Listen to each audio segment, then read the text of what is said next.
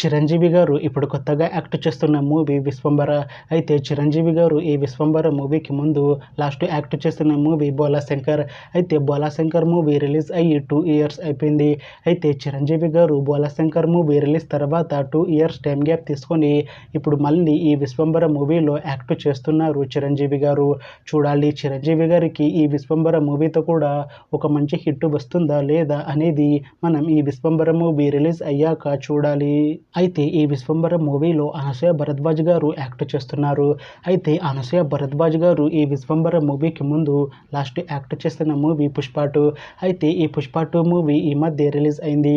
అయితే అనసూయ భరద్వాజ్ గారు Pushpa 2 movie release తర్వాత కాస్త టైం గ్యాప్ తీసుకొని ఇప్పుడు మళ్ళీ ఈ విశ్వంబర మూవీలో యాక్ట్ చేస్తున్నారు అనసూయ భరద్వాజ్ గారు.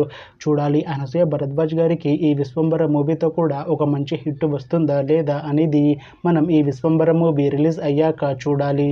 అలానే ఈ విశ్వంబర మూవీలో మున్రల్ ఠాకూర్ గారు కూడా యాక్ట్ చేస్తున్నారు. అయితే మున్రల్ ఠాకూర్ గారు ఈ విశ్వంబర మూవీకి ముందు లాస్ట్ యాక్ట్ చేసిన మూవీ హాయ్ నాన్న. అయితే హాయ్ నాన్న మూవీ రిలీజ్ అయ్యి 1 ఇయర్ అయిపోయింది. అయితే మున్రల్ ఠాకూర్ గారు హాయ్ నాన్న మూవీ రిలీజ్ తర్వాత 1 ఇయర్ టైం గ్యాప్ తీసుకొని ఇప్పుడు మళ్ళీ ఈ విశ్వంబర మూవీలో యాక్ట్ చేస్తున్నారు మున్రల్ ఠాకూర్ గారు. చూడాలి మున్రల్ ఠాకూర్ గారికి ఈ విశ్వంబర మూవీతో కూడా ఒక మంచి హిట్ వస్తుందా లేదా అనేది మనం ఈ విశ్వంబర మూవీ రిలీజ్ అయ్యాక చూడాలి. అయితే విశ్వంబర మూవీ టీం ఈ మధ్య ఒక చిన్న టీజర్ని అలానే ఒక పాటని విడుదల చేసింది. అయితే వాటికి మంచి రెస్పాన్స్ వచ్చింది.